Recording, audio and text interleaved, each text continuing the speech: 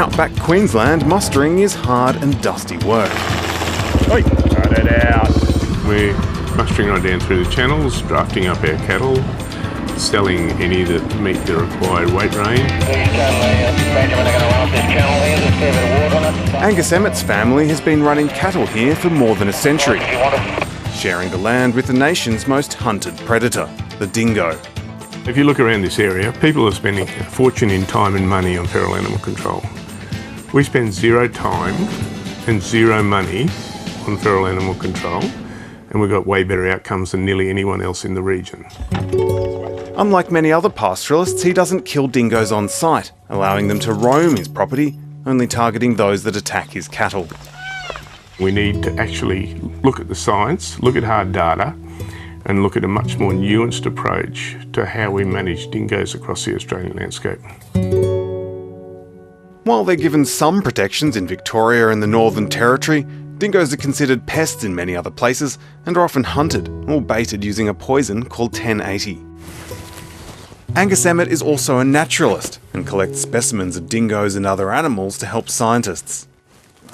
He believes dingo management in Australia ignores the ecological benefits of the apex predator. Dingoes, when left alone in family units, keep roux numbers at very low rates. And by having roux numbers at very low rates, we've got full control over our stocking rates. So when it's getting dry, we can just sell our cattle and let the land rest until it rains. Now he's launching a new rural lobby group called Landholders for Dingoes to try to force change. Do you think you're going to change their mind? I think over time we will, because if they start looking at the results that people have had and having, they'll see that what they're doing is not working. They'll see that they've been baiting for 50 to 60 years and their problem's getting worse. Graziers throughout Eastern Australia believe they're dealing with a cross between wild dingoes and domestic canines, referred to as wild dogs. I've done some DNA testing of animals around here. But dingo geneticist Kylie Cairns argues that's only the case around some heavily populated areas.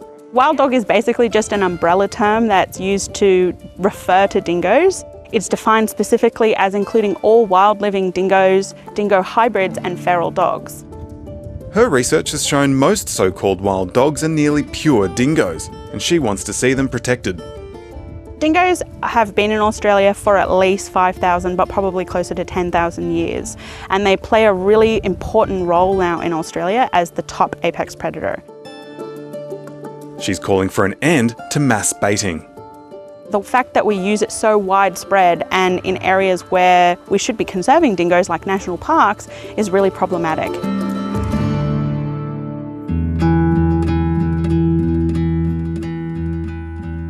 Boyd Webb's family has been raising livestock around Longreach since the 1860s. He thinks letting dingoes roam freely is irresponsible. Well, would you run a crocodile farm next to a kindergarten? I don't think you would, so it's the same thing. It's a stupid idea. He spent more than $1 million building 140 kilometres of special fencing to keep dingoes out. Similar fences are now springing up on many sheep stations, often with the help of government grants.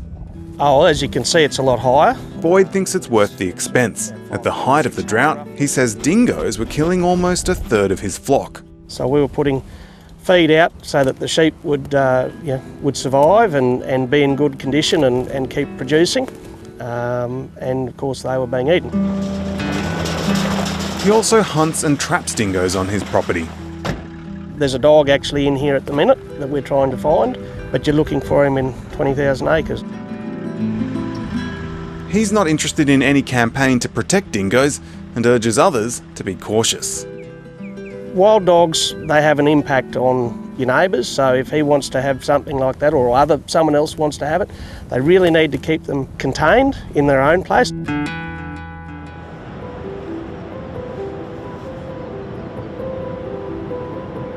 They've been here for long enough to be naturalised. They have become the top order predator, and if you take that predator away, then you have all sorts of problems leading from that. Just off the Queensland coast, on the world's largest sand island, dingoes are managed on an individual basis. We're both trying to protect something, but in our case, we're not just trying to protect the people, we're trying to also conserve the dingo. It's a real-life example of the nuanced approach Angus Emmett is calling for. Fences are used and problem animals are killed. On the island, we've been working extremely hard to try and get that human-dingo coexistence in that interface. But the island's head ranger isn't sure that approach will work elsewhere. On the mainland, you're dealing with a number of properties and large spaces and large areas, bigger fences, bigger management situations that would need a different style of management to what we deal with. Back in Western Queensland, protecting dingoes is a hard sell. I think you've got to work out whether you're in the cattle business, the sheep business or the dingo business, and they don't go well together. Angus Emmett thinks the idea of a one-size-fits-all approach is wrong, and the time for change has arrived.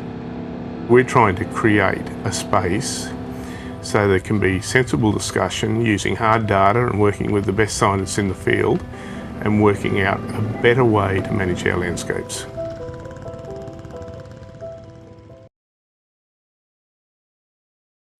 Hi, I'm Lee Sales. Thanks for watching this story. If you'd like to watch more of 730's stories, they are on the left of your screen.